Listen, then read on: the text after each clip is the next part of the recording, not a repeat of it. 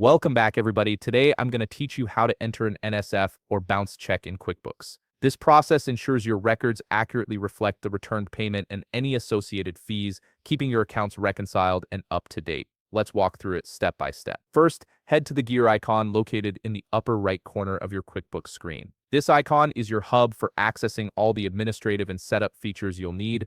Once you click it, a drop-down menu will appear with several options organized by category. From this menu, look for the list section and select products and services.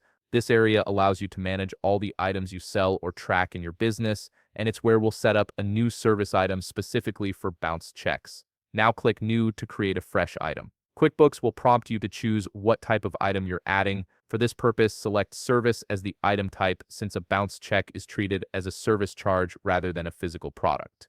In the name field, type bounce check. This label will make it easy to identify and apply this item when you're recording the returned payment. Next, check the box labeled I sell this product service to my customers. This step ensures the item is available when you're creating invoices. Here's an important part. Under income account, you'll need to select the bank account where you normally record customer payments. This is typically your checking account. By routing this item to your bank account, you're ensuring the bounce check amount gets properly recorded against the original deposit, which keeps your bank reconciliation accurate. Once you've entered all the details, click Save and Close.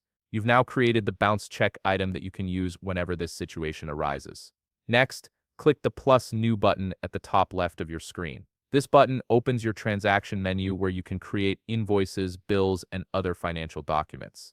From the options that appear, select Invoice. Choose the customer who issued the bounce check from your customer list. Now you'll create an invoice for the amount of the bounce check itself, plus any fees your bank charged you or that you're charging the customer. Add the new bounce check item you just created to this invoice along with any fee items you've set up. This invoice effectively rebills the customer for the returned payment and covers your costs. Once you've entered all the necessary amounts and items, save the invoice. This records the bounce check in your system and creates a receivable from the customer, ensuring your books reflect the true state of your accounts. If you found this video helpful, please leave a like, subscribe, and see you in the next video.